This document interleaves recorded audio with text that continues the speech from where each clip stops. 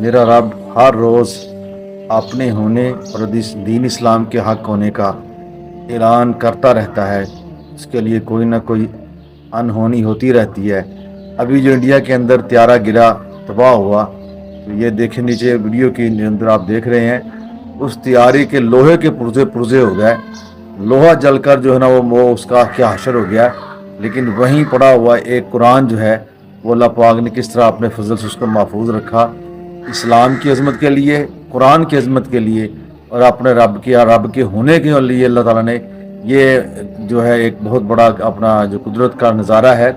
یہ غیر مسلموں کو کرایا، تاکہ اب بھی سمجھ جائیں اور توبہ کر لیں اور اسلام کے دامن میں آ کر اپنی آخرت کو سنوار لیں۔ الحمدللہ دین اسلام اور قرآن کل بھی عظیم تھا، آج بھی عظیم اور قیامت تک عظیم ہے۔